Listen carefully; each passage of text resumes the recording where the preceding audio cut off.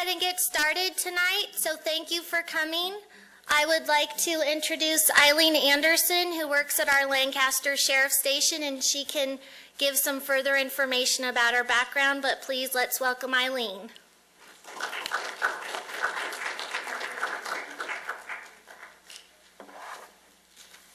After she's mentioned me a couple of times, you all know I'm Eileen Anderson. I need to just hand it out my business card, so that if at any time you have a question regarding any sex offenders in your neighborhoods, because I get a lot of phone calls every day from someone that says, I have a sex offender next door, what do I do? I've been on the department for the last 33 years. I have been registering sex offenders for the last 13 years. We started the program in 1996 when the federal government came to all the states in the United States and said, we're going to give you $4.5 million. You create a database in your state so that we can talk to each other. So California can talk to Florida about their sex offenders, and Florida can talk to West Virginia or whatever. So every state at this time has a sex offender database and has sex registration in their state. There was a period of time, very short-lived, that Hawaii decided, we'll take the $4.5 million, we'll create the database, and then we don't like it, so we're going to stop it. Then with the mass exodus of sex offenders from other states, because that state didn't have sex registration, they immediately turned themselves around and put the sex registration back into focus again in their state. So in 1997, we went out and we door knocked every house that the Department of Justice said was living in the Lancaster-Palmdale area. Whether they be dead, whether they be moved, whether they are just sitting there waiting for us to door knock their house and say, okay, you have to go see Mrs. Anderson. You now have a lifetime registration. You now have so many days every time you move to see Mrs. Anderson. You have to see her once a year for the rest of your life if you have a crime that is such that it's a felony crime, maybe a 2888, which is lewd and lascivious acts with a child, or a felony rape. So therefore, we had a bunch of gentlemen come in, and we started they gave it to me. I am a civilian. I'm a law enforcement technician, investigative aid. And we started registering all the Antelope Valley to keep track of who's who. In 1999, we separated. Lancaster was Lancaster, and up to that point, they were combined, Lancaster-Palmdale, Antelope Valley Station. Then in 99, Palmdale has their station, and Lancaster has theirs. She took half. Well, she didn't. Let me retract that. She didn't take quite half. She took about 220, Mr. Perrick did, and took them to Palmdale Station now. And then I was left with about 260, and this was in 1989. We're at 2011 right now. I have 505, and Mr. Perrick at Palmdale Station has 327. So altogether we have approximately 830 that we know of. These are sex offenders that actually come in and see me every year faithfully. If they don't, they go back to jail. So they know to change their address within 5 days, they got to see me. For their annual update, 5 working days before, 5 working days after their birthday, they have to come in that period of time, or else it's brought to my attention because I have a database at my desk that tells me who's who that's supposed to be coming in every month. So my count has gone constantly up in the last 10, 11 years. Can I have a show of hands? Does anybody feel that once a sex offender, always a sex offender? Is there anybody that's maybe knows a sex offender that maybe doesn't feel that way? And okay, and okay, all right.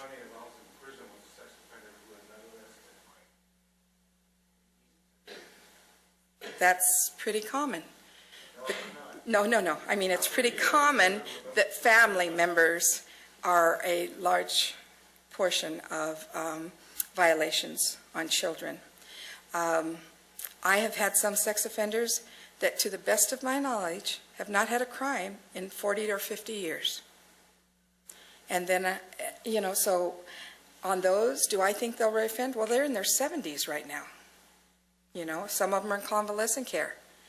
But I still have to check and see where they are to make sure they're still there. So every year we go out, we door knock every sex offender's house, all 505 of them. We make sure they're living where they say they're living. And if they're not, then a violation occurs. If they have a prior felony, then they get a felony 290 is what it's called. And which can give them, if they had a prior felony and they did state prison time, it can give them a minimum of 16 months state prison for not signing a piece of paper. So when they come in to see me for the first time, or throughout the times that they've seen me in the last 13 years, I've told them, do you want to waste your life by not signing a piece of paper, by not letting me know? I went to court on one today. He took a plea bargain of 32 months because he didn't sign a piece of paper with me. So that was his decision. So we started Megan's Law, and does anybody know the story of Megan Kanaka? I'm saying it not quite right. Some of you, yes, some of you know. Just briefly, 8-year-old, taking her little bike over to a friend's house that was 4 houses away from hers. She was going to see a friend. It was summer, it was still light, so she rode her bike over there, but the friend wasn't home. So she turned around to go back home. So there was a gentleman in the driveway washing his car, and he called her over, and she stopped and saw him. And that was the last person she ever saw. Because he grabbed her, he took her upstairs, he did things unbelievable to that child. He killed her, he put her in a box, he bleached the whole house, and then he put her in the trunk of the truck and took her up into the forest and buried her. And that was all within a matter of probably 3 or 4 hours. Now, when they came out, because of course Mom can't find Megan now, so when the police came out, they started going door to door because they had no database. They didn't have a clue that 3 sex offenders lived 3 or 4 doors down from them. 2 of the sex offenders were in San Francisco or up north somewhere together all day, shopping and doing stuff, and they didn't come home till late, but they wondered why the house smelled like bleach. The 1 sex offender was in the house. So at that point, they did call him in for questioning. He did admit to what he did, and the next day they took the police department up there to where he had buried her. Quick, simple, 1 minute she's here, the next minute she's gone. And it happens every day. A sex offender called me today and said, Mrs. Anderson, this just isn't fair. And I said, well, you know what? It's not fair. We pick up the newspaper, and what do we see? We see jury selection set to begin in movie rape trial of a 10-year-old girl in Palmdale. So that's what we see in the paper every day. Or we see that, Chelsea King, she's dead. She's gone. I don't know about the rest of you, but it broke my heart watching the parents. It broke my heart. And I'm thinking to myself, in all the years I've been doing this, the first thing I told myself 13 years ago was, if I save 1 child or 1 woman from any crime by sending somebody back to state prison, my job has been worthwhile. I have fulfilled what I wanted to do here. And I have sent quite a few back to state prison for not staying in compliance with this law. So as we go along, we see these things and we think, who would think in a movie theater in Palmdale that this could occur? At the time it occurred, I thought, kids aren't safe anywhere. We have to be on our toes, and that's why it's so important. You are the community. You are the ones that will let me know. You are the eyes of the community. So if you call me and you say to me, I got a really gut feeling about this man, but he's not on Megan's Law. Well, Megan's Law has 524 sex offenders on the law enforcement side, which is my side. On the public side, It has 385. So as you're going through Megan's Law, and you're thinking that you're seeing every sex offender that's in Lancaster, not true. Because we have 139 that aren't on there. Now, the Attorney General, Janet Neely, she's the one that wrote the 290, and she also wrote a clause in it that says, if at any time the person that's in charge of the station here, sex registration, feels that a sex offender might be a threat to the community, even if it's a juvenile, you can disclose to that person that, yeah, your gut feeling's right. That gentleman is a sex offender. He does register with me, but he's not on Megan's Law because the Department of Justice has deemed that he has an exclusion from Megan's Law. So I have 139 sex offenders in Lancaster that are excluded from Megan's Law. So you would not know. Why? In their wisdom, they decided to exclude misdemeanor 647-6, annoy, molest of a child, which can be anything from talking to a child in a manner that's not appropriate to touching. And so they made certain guidelines and rules for the exclusion. A 243.4 is a sexual battery if it's a misdemeanor. And even if it's a felony with proper paperwork, you can get an exclusion. The one that I don't like is it can be any penal code that involves a stepdaughter, granddaughter, let's see, one more. But there's three things, and if there was no sexual penetration or any penetration of any kind, they can apply with paperwork and get excluded, and that's a 288A. That was it, your own daughter. I'm sorry. Daughter, stepdaughter, granddaughter was the three. Thank you. So therefore, if you have questions as we go along, I will stop and answer your questions, or if you want to jot them down, at the end I'll answer all of your questions if you have any, if I don't cover something for you. So therefore, the exclusion, yes? Oh, I'm sorry.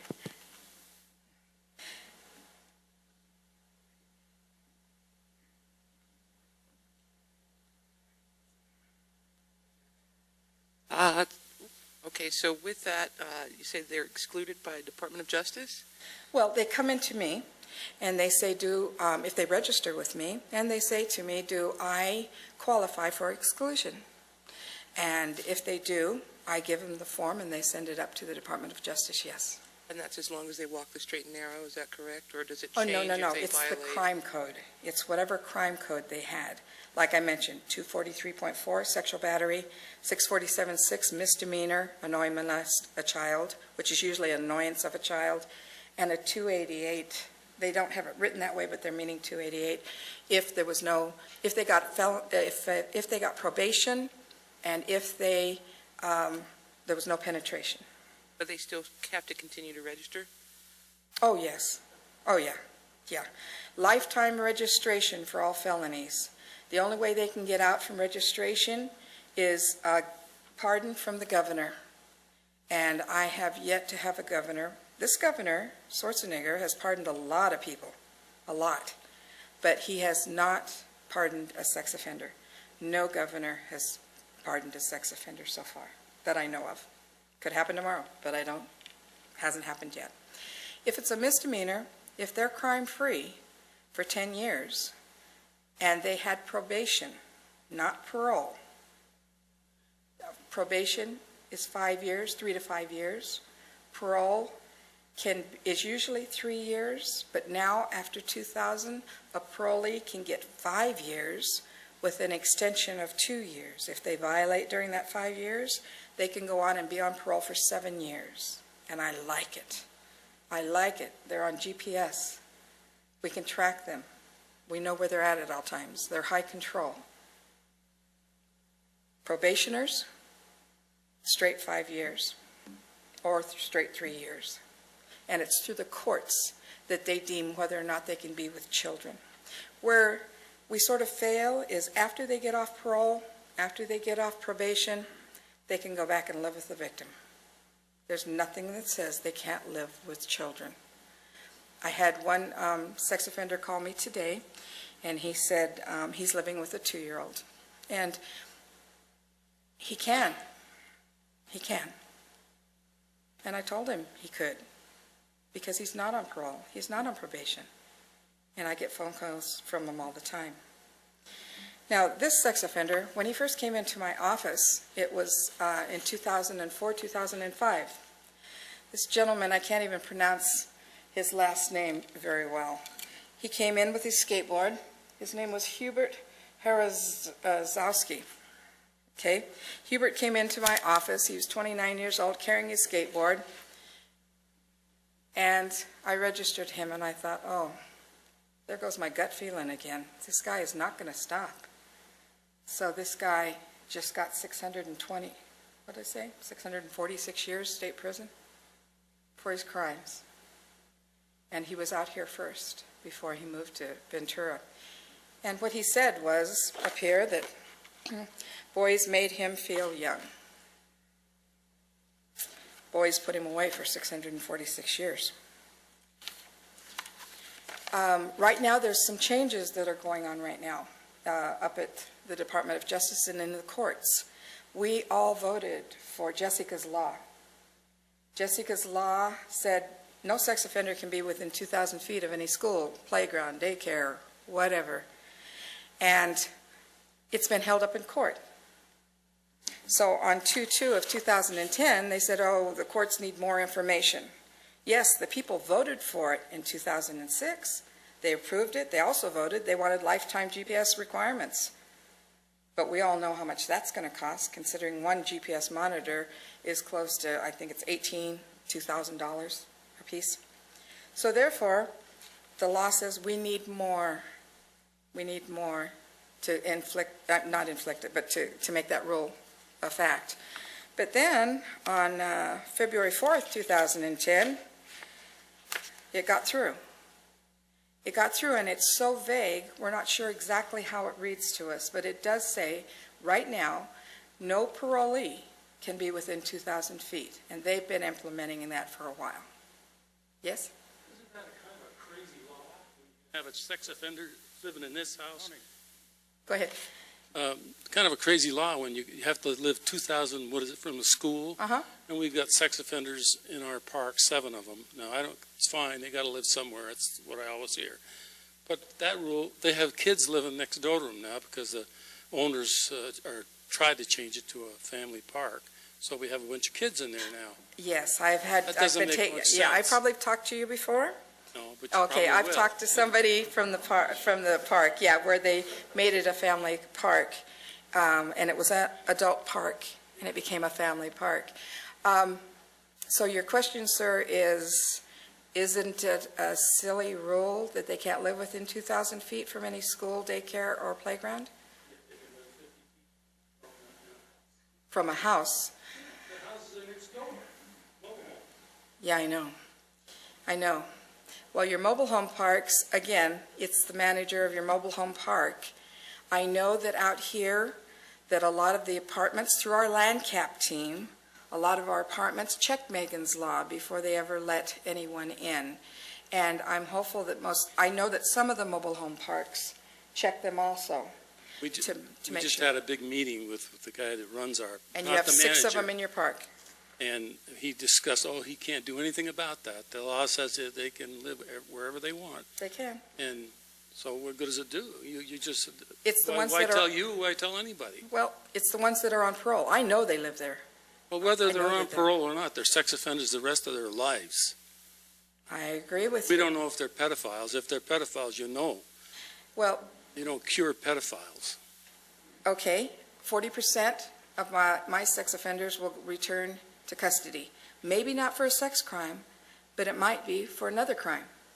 So 40% of the sex offenders out here will go back, more than likely. Now, the one item that I had here, it was that the ones that are in state prison, that are in Patton and Atascadero, that are mental, we have one sex offender like that came to Lancaster, and he was able to get out of there.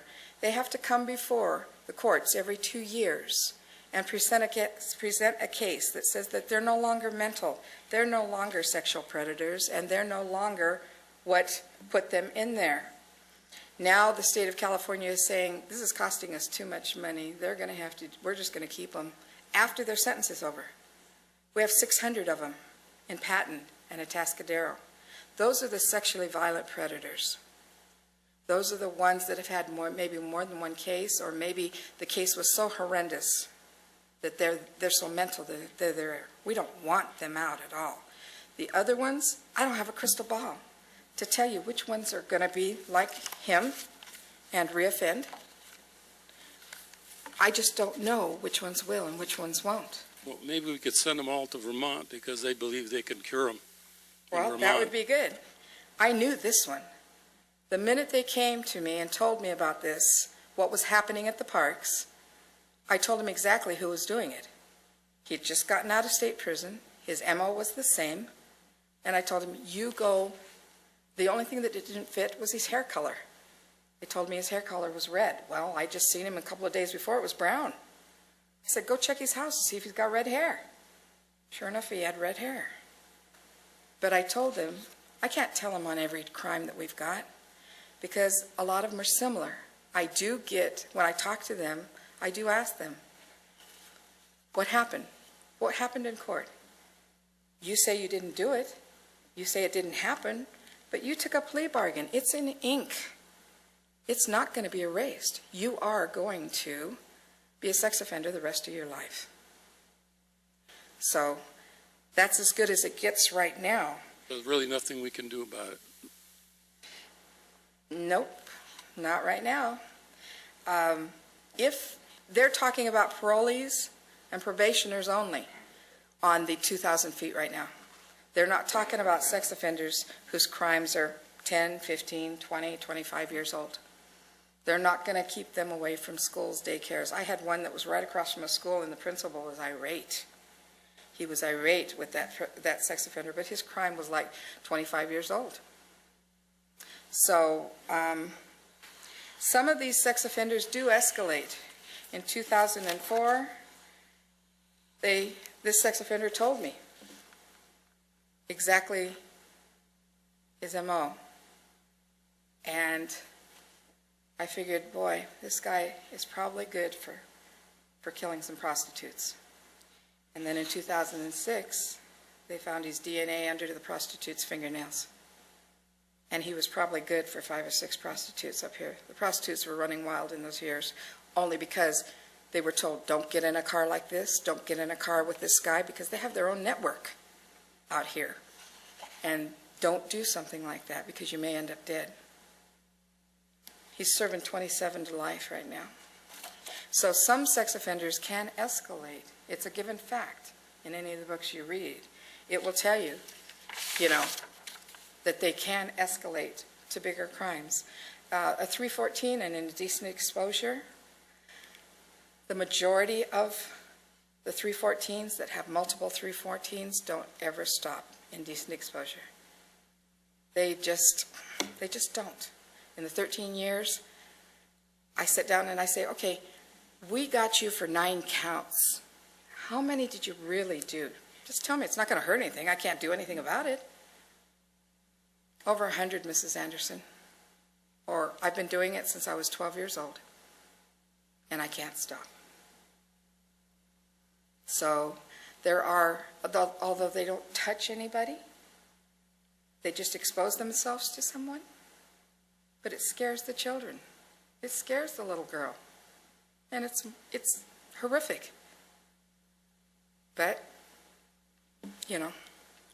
some of them have gone away a long time because of it. Neighborhood Watch.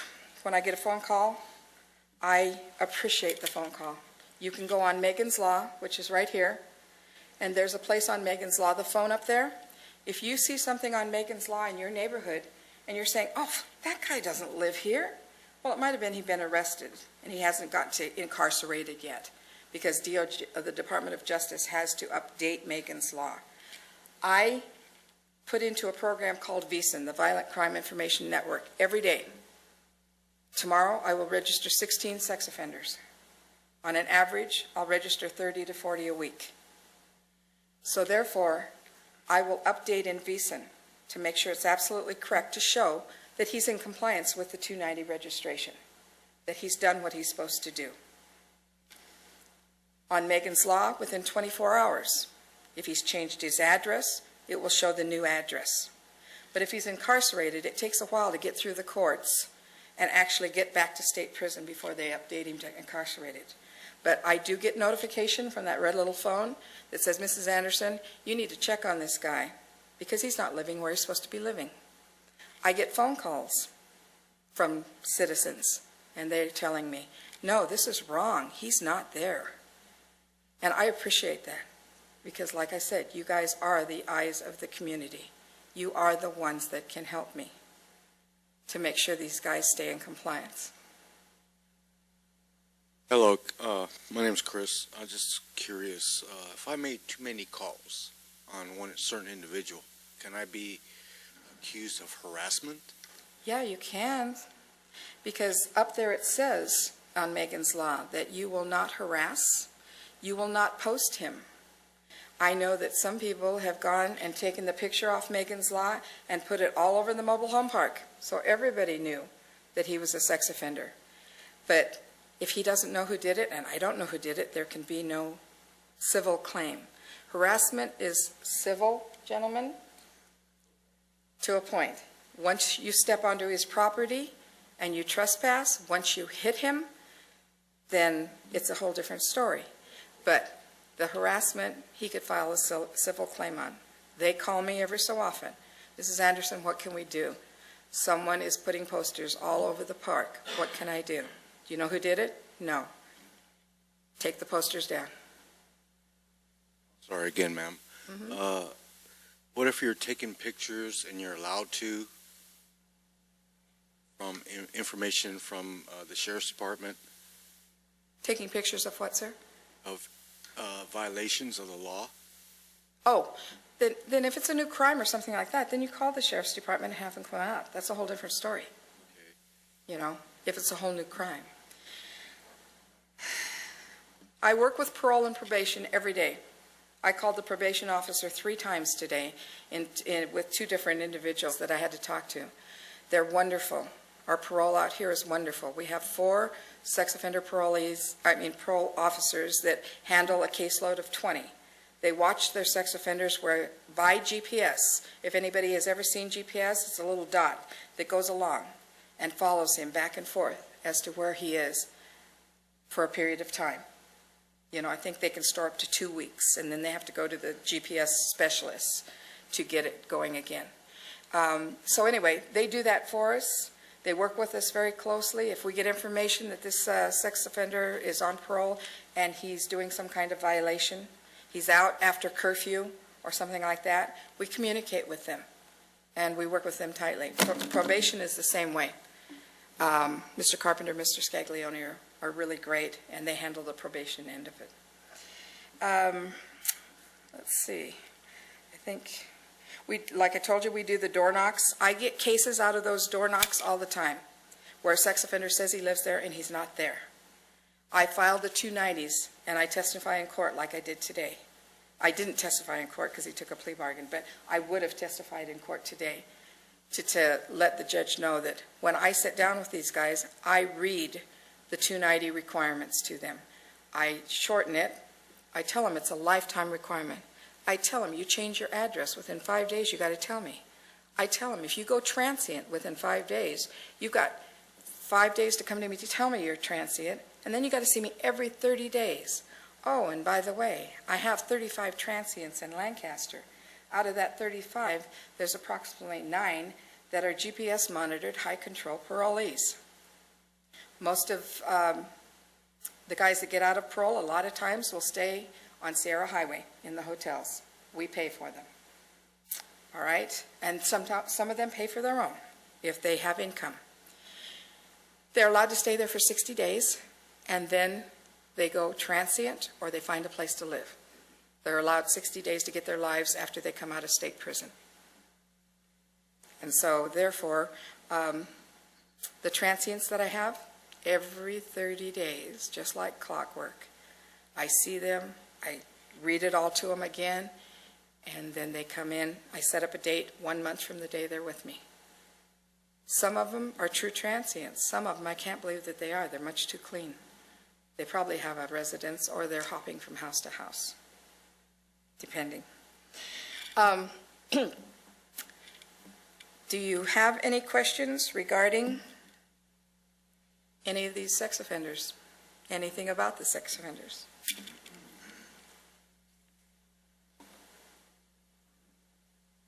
If you live in a rental, is there a requirement for the landlord, manager of an apartment building to let you know that there's a sex offender living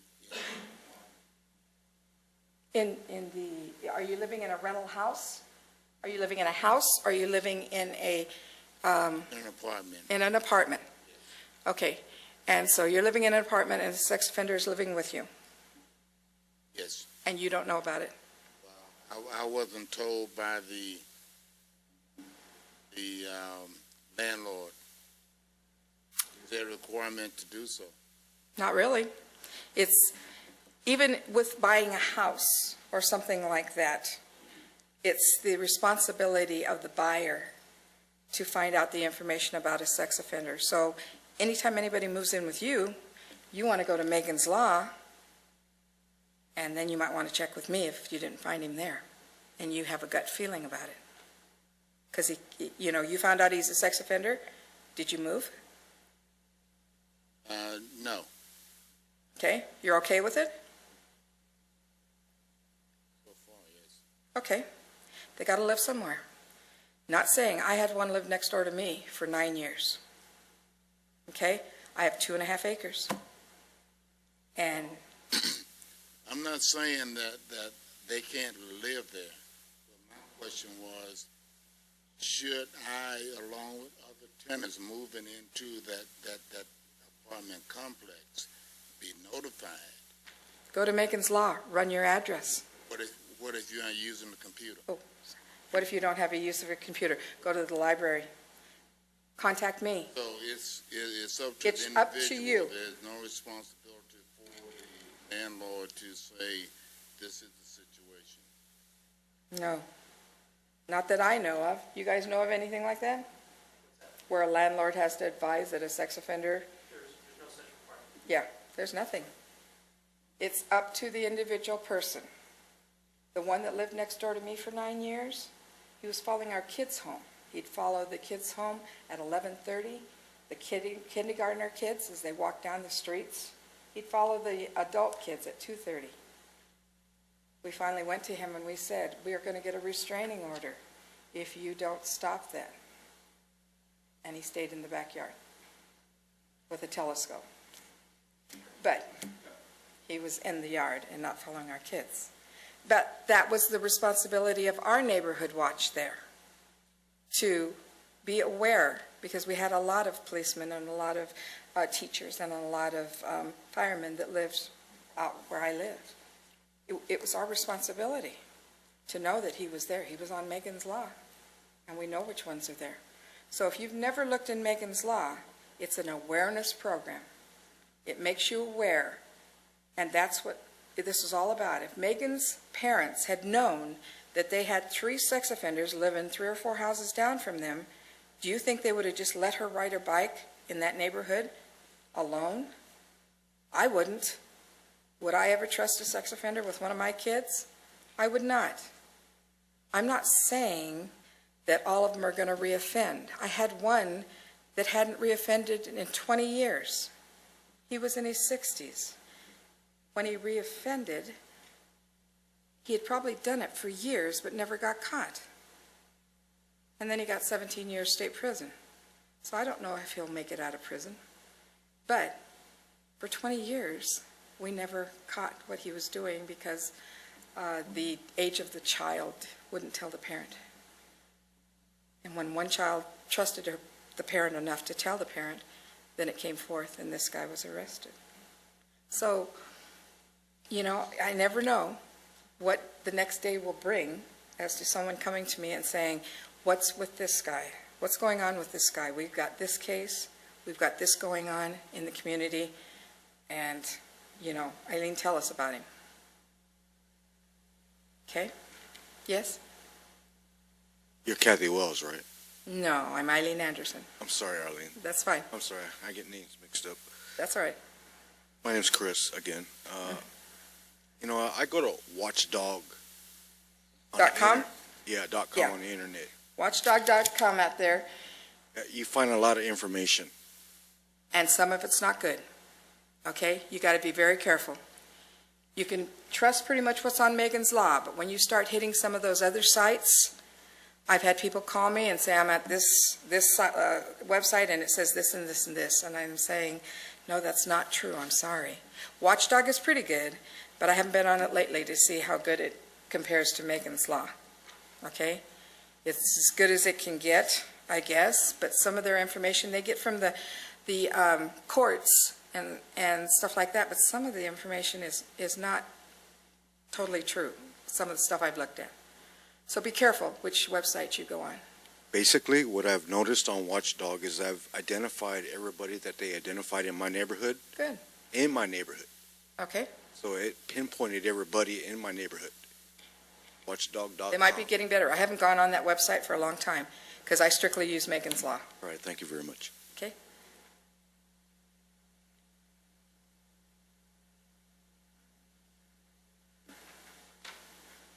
It's my understanding that for a long time, LA or down the hill was sending their sex offenders up here, actually, because,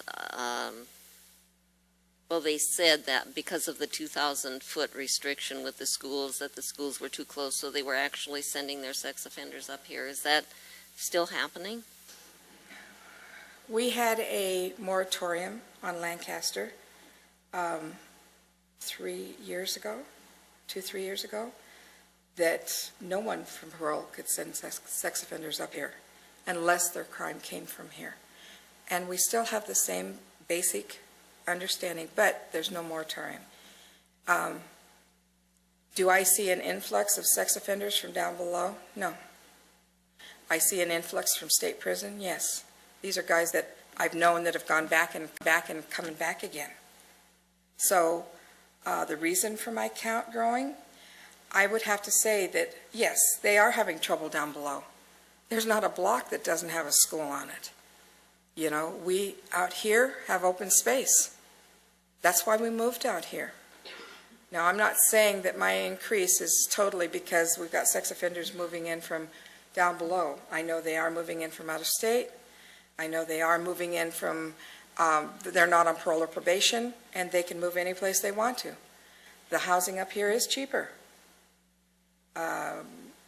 Sometimes I feel that we have too many accommodations for people up here that's easy for them, such as GR, food stamps and stuff like that, so they're real close. It's more accessible, maybe up here. That's my personal opinion, okay? May not be totally true. But as for them just shipping guys up here, I keep pretty close tabs on that. You know. And Eileen, just to add to that, isn't it's not necessarily if the crime occurred up here, but if they have family ties, they were from here originally. Mainly, yes, they've got to have support up here. They've got to have some kind of support up here so that they can get on their feet and get started again. Whether they stay or not, that's their decision. I don't have any claim as to who's staying here and who's going. But I know that my count is growing. That's all I know. And I look at it, a lot of them are moving in from Palmdale, you know, because they switch back and forth from Palmdale all the time. You know, they'll stay in Lancaster for a while, then they'll go to Palmdale, and then they'll come back to Lancaster. Palmdale has city ordinances. We don't at this time yet, regarding some of the trailer parks and mobile home parks and stuff like that. Some of the cities made city ordinances for sex offenders. They're being held up in court right now with it, saying that it's not right. I don't know how it'll turn out. But alls I know is it's a little tougher to stay in Palmdale than it is in Lancaster at times, because we don't have those ordinances. And I wish we could look into them to see if it would work. I don't know. That's a higher hierarchy than myself. And we are, from that And you meeting. are? We were- Okay. That meeting we were at. Is there anybody that has never looked on Megan's Law? Has anybody in this room looked on Megan's Law? Everybody? If everybody's looked on Megan's Law, then I don't need to show you an address on Megan's Law, because we can go to Megan's Law, I can show you an address on Megan's Law if you come help me use the computer. Does somebody have an address they want to run to see who is on Megan's Law?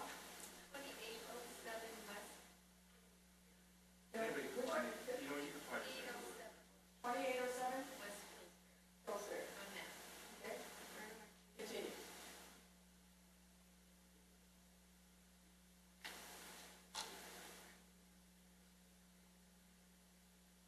Go down the bottom and click one. Yes, right there, and continue. You say 2807 West Pillsbury. Okay, go to address. Type in there 2807. Oops, it's not going in. You got to click on it. On the bottom. There we go. 2807 West. West Pillsbury. LLSBURY. That's Lancaster. What's your zip code now? What's your zip code? 93536.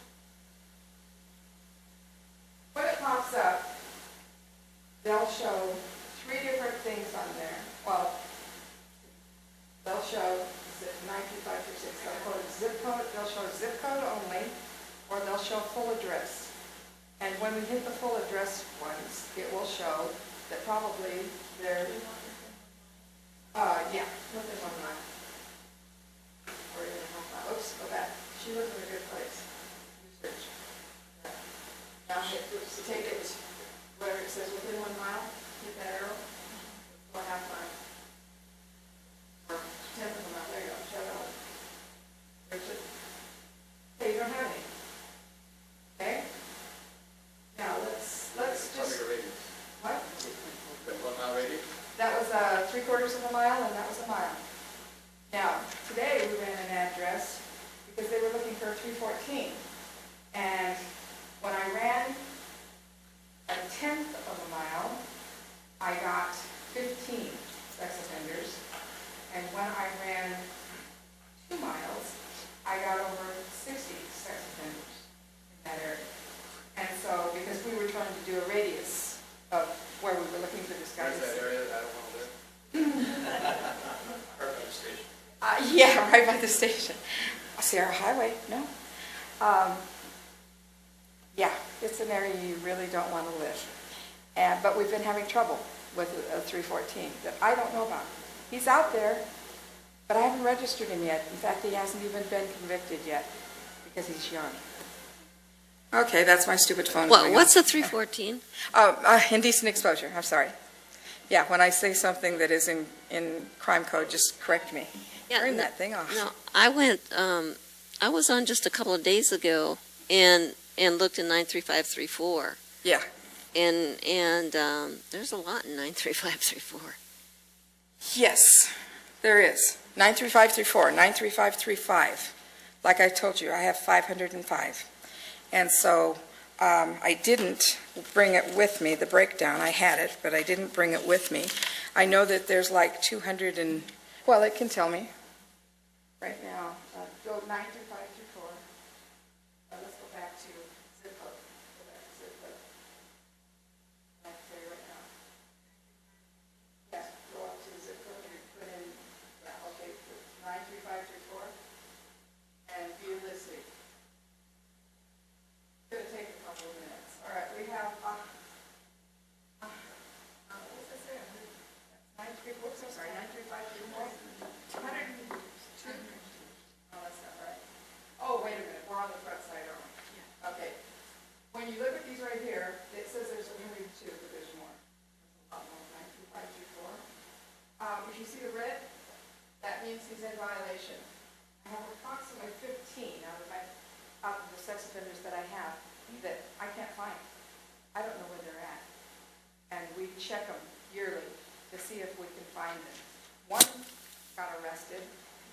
years of being in Mexico.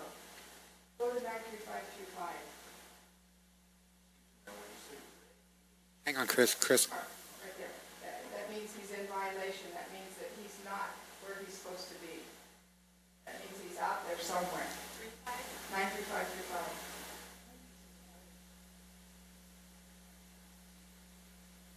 That's 160. That's the east side. So we also have Lake LA that we cover. We also have the west side, which is 935 through 6. I'll run 935 through 6 because that's where I live. And I've watched the count as it, and 93591 is the other one that we have. So altogether, I've got the 505, and every day it fluctuates. It changes. Some move out, some move in. It varies, day to day. My count does. What's that one say? 72, yeah. So from those stats, you would assume that living on the west side is the best place to live for sex offender purposes. So if you have any questions, I gave you my business cards. My phone number is 940-3854. That's my direct line right to my answering machine. And I work Tuesday through Friday with a double on Friday. One of the things that the captain said to me 13 years ago was, you make sure you accommodate a schedule so that the sex offenders have no reason not to come and visit you, not to be in here, and not to get registered. So I told him, okay. So I work a double on Friday nights, and I have several sex offenders that work for a living. They have a job that they've been able to maintain. So I do accommodate. I tell them, let's make a Friday night appointment, 8 or 9 o'clock. I'm there until 11:30 at night. Midnight, I start at 7 in the morning. So I will be glad to register you. It takes approximately 10 minutes after the first time they come in with fingerprints and everything. It takes approximately 45 minutes to register a sex offender. And then over the years, I make notes on everything. You give me a call, I'm writing down your name, I'm making a note in his jacket regarding the incident. Now, I know that's, yes? 940-3854. Eileen, I have a quick question. On the screen, a few of them say specific address not subject to disclosure. Right. What does that mean? That means that it's a zip code only. Yeah, it means it's a zip code only, which means his crime is categorized, that we're not going to show his address to you. We're going to show his picture, we're going to show you his zip code, but we're not going to show you where he actually lives. Only the ones that have the actual address are the ones, if you click on one, click on any of these guys. Just click on Stephen Logan or any of these. Well, they won't show you much on that one. The one up above, okay? Click on his face, I think. Yeah, there you go. Okay. So when you get there, what you're going to see different tabs. Okay, look at the offense. That gives the full address, that gives his height, his weight, so that we're sure we got the right person. Now is his offense. 288A. Oh, penetration with a foreign object. Okay, and then it says if he's got any scars, marks, tattoos, and then it says if he's got any known addresses, or AKAs, known AKAs. So, and sex offenders, if they have dual addresses, they're supposed to tell me. If you've got multiple addresses, you work down below 2 days a week. Where do you stay? You're up here 5 days a week. You got to let me know. Or, if they go to school, we have the Sheriff's Department on the college campus, and they are now registering the sex offenders. They register them for their semesters that they're there. So that's just a few of the rules and guidelines that they have. If they leave me, they got to say goodbye, especially if they go out of state. And they got to give me the address of where they're going out of state. And let's see, what's the other one? Transient and multiple addresses. That's really important right now because they don't want to give them to me. Let's say I found or I heard one that was in my neighborhood. Mm-hmm. Could I legally go up to his door, knock on his door, and say, look, I know you're a sex offender, and there's, my next door neighbor's daughters, he's got 3 daughters, stay away from him, Or can I legally do that, or is that considered harassment also? As long as I don't post anything on his house You know, or that's keep what your knocking on his door. That's what Neighborhood Watch is for. You want all your neighbors to come to your house, and you don't invite him. I want all my neighbors to know, not just you. I want you to know, watch your kids around this guy. That's what the awareness program is for. You're not going to go to him, you're going to go to every neighbor in the neighborhood. He'll get the drift real quick. So if he's acting out in some way, if he's going up to the kids while they're playing soccer or something like that, then you're going to give me a call. I'm going to check and see if he's on parole or probation. I'm going to call his probation or parole officer that he's acting out per you, and he's going to call you, and he's going to be back in jail the next day because he's not allowed to be around kids. Okay? So let the law do it. Let, you know, other than anything else, and let your neighbors know. That's what you're here for, is to take care of problems in your community, in your neighborhoods. Any other questions? Yeah, just a second, there's one back there. What's the reason why a specific address would not be listed? His crime code. Let's go ahead and bring on that specific address, see if it'll pop up and it'll say, yes, on his face. Okay. Go to his offense. Okay, 647-6, like I told you. Is it because his crime was not severe enough to warrant his address being listed? Yes, a felony. Okay. He has a misdemeanor. Yes, that's exactly correct. I wanted to make sure that's what his was, but a 647-6 is a misdemeanor. In fact, more than likely, he could probably get off the internet if he came in and brought it to my attention. I had a debate with my granddaughter one time, because I thought that Megan's Law was a really good thing, and she knew a person who had been out, I don't know what he was doing, but he went through an alley, okay? And like some guys will do, he was in an alley, and he relieved himself. And some little girl saw him and went home and told their mom. And so she said he got like put on the sex offender list, and he's going to be there the rest of her life, and she doesn't think that's fair. So, like, how does that go? It doesn't. All right? If he was relieving himself, and at the same time, little girl, do you like what you see? He makes some kind of comment that is sexual in nature. A 314 that's just standing there relieving themselves, I haven't registered yet. They may say that's what happened, but then I get a copy of the report, and he made some comment to go along with it. Or there was more to it than what is given. And the other thing that I get a lot of questions about is, what about the 18-year-old and the 16-year-old? What about the 20-year-old and the 17-year-old? No, I don't have any of those either. Is it 6 years difference? 6 years difference.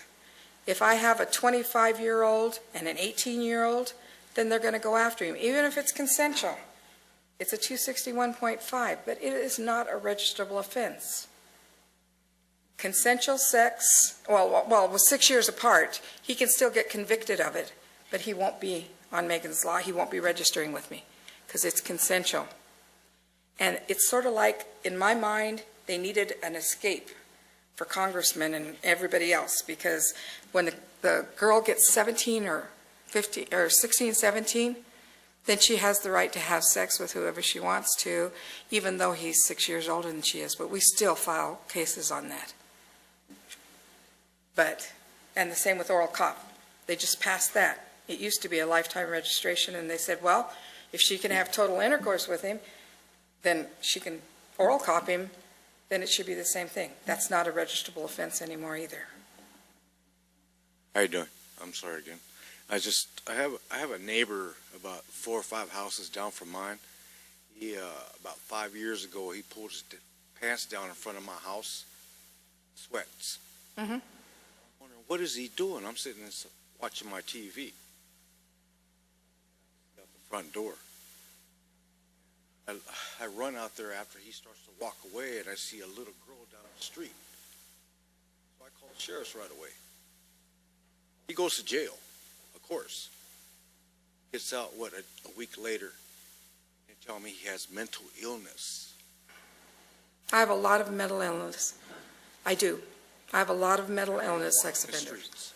Well, you need to talk to judges about that, because a lot of times if you have a mentally challenged person that is a registered sex offender and they don't, they do things that are inappropriate sometimes. This gentleman right here that went back is very mentally challenged, and but he will stay in prison for a long, long time because he is mentally challenged. He got 8 years for this. Okay, so it depends on the severity of what happened. And sometimes the judges are a little more lenient with people that are extremely mental. Now, is that right or wrong? I don't know. It's the way the system is. If it's serious enough, oh, they'll go away. They'll be in Patton. They'll be in Atascadero, if it's serious enough. But if he doesn't have a really bad history, everything is variable on these guys, on anybody that goes to jail. It's all what their history is. Yes, sir.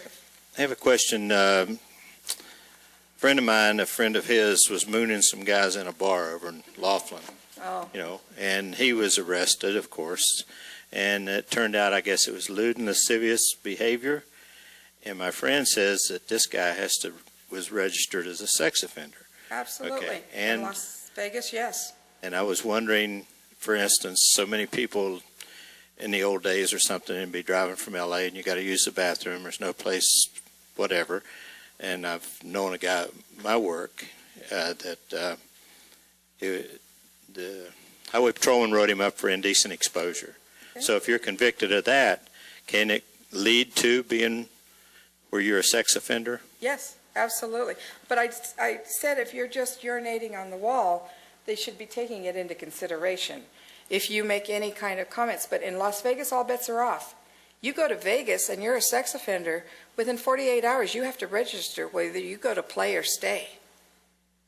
So I'm telling all my sex offenders, Florida, Pennsylvania, Vegas, and Arizona, you go to those states, and you want to register, you got to register in 48 hours. We at least give you 5 working days. Not those places. Vegas is very So tough. a person, younger people that, party atmosphere, blah, blah, blah, and all that, hey, you know what? We should all be warned that something is so innocent as, In Vegas, whether a female is around or something, you're relieving yourself against a building, you get caught, then by a police officer, it could lead to a bad it thing, could right? lead to a bad thing, more so than in California. Because like I said, I can't think, I've had 1 or 2 say I was just urinating, but then I got a copy of the report and then there was more to it. So, I leave it up to the deputies. Yeah, certainly when it comes down to there's obviously multiple layers that we're talking about here. One is law enforcement. When we get notified by the public or we see an offense ourselves, we'll have to report exactly what was either witnessed or what the victim would tell us, as well as what the suspect would tell us. And then it goes obviously to the judicial side. They determine the facts of the case. That's where we go to court and decide, yes, this person is credible, this person is not credible.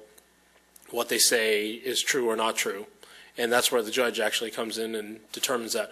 The judge at that point is the one who determines whether the crime meets a certain caliber from the levels that Ms. Anderson was talking about for indecent exposure, which relative is a very simple thing. It's almost dealt with like an infraction, almost like a traffic ticket in reality. And it just depends on the severity of that situation. If you go from just somebody being offended that someone was urinating on the wall, and that's what they want to be, they want to charge that person with, because that's a misdemeanor not committed in my presence as a peace officer, that means that would have to be a citizen's type of arrest. Okay? So we make that arrest. It would go before saying she was just simply offended, she or he was offended, but there's nothing sexual in nature of to that offense. then you're not talking going the route of Miss Anderson here. You're going the route of a nuisance or a crime against basically public morals.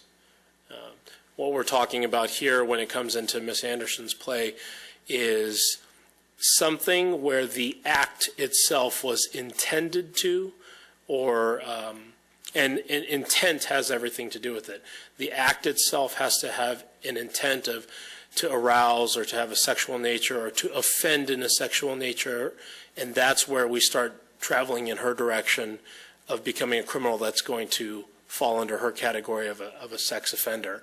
So when you do hear from people, I like to paint myself in the best light whenever I'm telling anybody anything, particularly my wife. But when we talk about this type of scenario, no one's going to be really, truly candid to you about every situation. Even if they've been convicted of it, there's always going to be another story, because the likelihood of you going to the public records, pulling up that document that shows the reports that we're privy to, is very unlikely. So you're probably not going to know the full detail of that entire report. It is public record, just so you know. If it's something that you want to know so badly, you can look into it. But you have to have a just reason to actually look at that record. Okay. And the other thing is that if I have had instances where a 314 had a 314, was crime-free for 10 years, was put on probation because it was lightweight, and didn't have to register after 10 years, with a cert of rehabilitation and a 1203.4, that's what DOJ needs. And I probably had, in 13 years, probably about 20 or 25 that have gotten off of the registration for 314 or 647.6 misdemeanor, because they didn't have any more charges. And then others, they're energized bunnies. They just keep going and going and going. They just can't stop getting in trouble. And they could not have to register if they would just turn their lives around. And they don't. Did you have a question, Miss? Oh, okay. For some of you that have sex offenders in your families, I know it's difficult for your families because of the fact that you have family gatherings and stuff like that, and a lot of times, as much as you love that person, because it does happen a lot with relatives. And so I've seen it change over the years. When I first started this, it was stepfather, stepdaughter, because stepfathers felt that stepdaughters were not theirs, so why can't I have her? And I have a lot of that. But recently I've noticed a change that it's uncles and it's cousins and it's, you know, all sorts of stuff that's in the family. And then you picture that it would be stranger to stranger. You think that is like the crime with the girl in San Diego. That was totally stranger to stranger. He's probably good for 5 homicides right now that they've put it all together. Stranger to stranger is the most dangerous part, because you can't profile that person. You can't get a correct MO on that person because you don't know who they're going to grab next. That doesn't happen. I don't have that many that are stranger to stranger that I register. I would say maybe probably 10 to 20. But the rest of them, the victim knew the suspect. They knew who he was, and they came forth with it. And so, and rape, a lot of it's spousal, you know, or whatever. So the things that we see on the TV, like with this girl that just died because of him, those are tough cases. We don't have a lot of them out here, thank heaven. Anything else? We're good to go. Thank you. Thank you very much, Eileen. That was very informative. Thank you. Can I make one comment? You're all here because you're part of Neighborhood Watch already.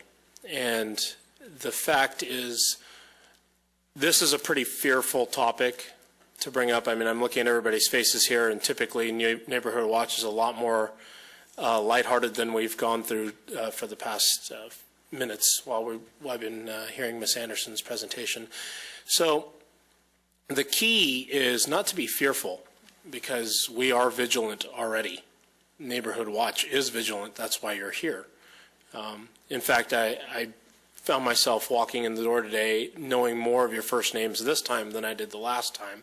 And that's really reassuring to me, because I want to have good interaction. Not just me, I know my whole team, unfortunately they're not here tonight, but my team wants to have good interaction. The deputies want to have good interaction with everybody in the community. And Ms. Anderson has been a tremendous help to the deputies at the station, quite frankly. I don't think we look at her as anything other than just another person who's on the fight for our community, making sure that we stay safe. She obviously has a personal stake in it because she lives here as well. So just an introduction to all the people that are actually working to help really just secure our community well here in Lancaster particularly. Being vigilant doesn't mean, and we're talking about the sex offender aspect, you don't want to play social worker for a sex offender. I'm not going to tell you how to run your household or live your lives or interact with your family, but the concern that's there is until the crime has occurred, and this is the type of crime that leaves scarring forever, you have to protect your family, particularly the children. The way that Ms. Anderson interacted with you tonight is exactly the way she interacts with her sex offenders that she deals with. I've been by her office many times while she's been interviewing or talking, and her demeanor is no different. She's very, very to the point, but very unoffensive, quite frankly. We get a lot of information that she's able to provide us just simply because there's a trust factor there. And these people, some of them, honestly cannot help themselves. And the others, I think, have gone through a pattern of their life, just continually being enabled, if we want to use one of those phrases, but by people around them who have just made excuses for bad behavior that turns into habit, that eventually turns into a real heinous crime.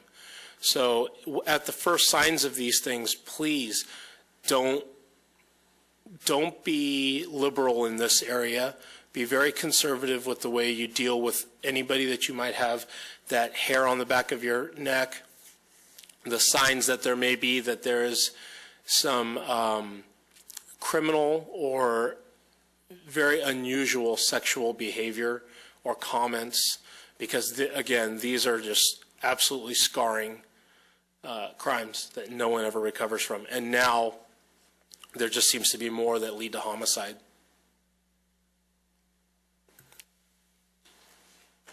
Again, if we can thank Eileen for coming tonight. Thank you.